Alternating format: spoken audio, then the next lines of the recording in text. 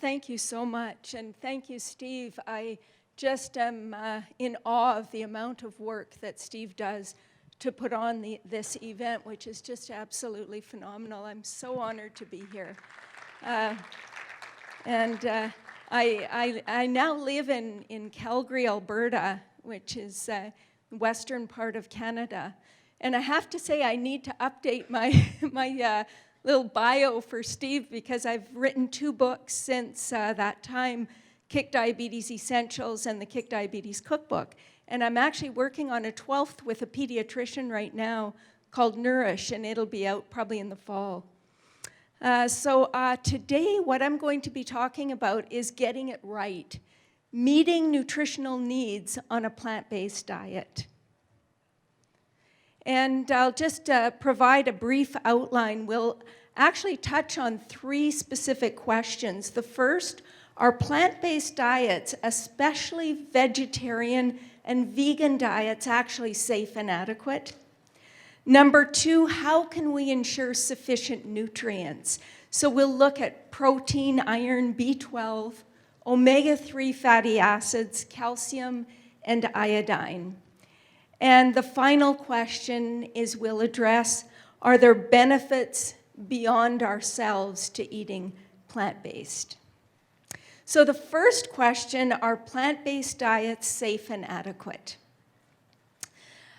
This man that you see here, his name is Dr. Mervyn Harding, and he was one of the original pioneers of vegetarian nutrition research. And I was at a conference, it must have been in the 1990s when he said this, and I thought it was quite profound.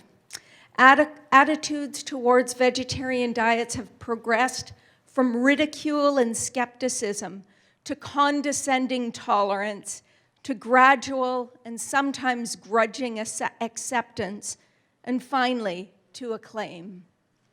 I can remember 40 years ago when I was in university, we learned 2 things about vegetarian and vegan diets.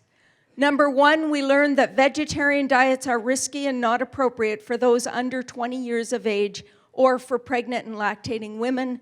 And number 2, we learned that vegan diets are downright dangerous for everyone. That was 40 years ago. Attitudes started to change in the 80s.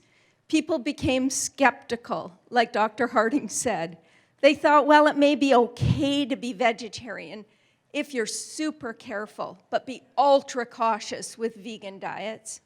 And at the time I was working in Canada as a public health nutritionist, the 4 food groups, just like the basic 4 in the States, were the foundation of nutrition education programs.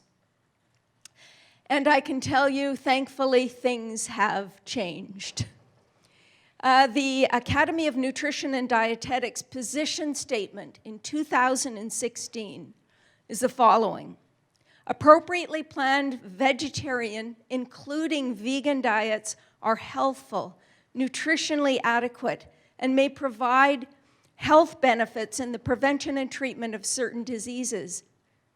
Now listen to this. These diets are appropriate for all stages of the life cycle, including pregnancy, lactation, infancy, childhood, adolescence, older adulthood, and for athletes.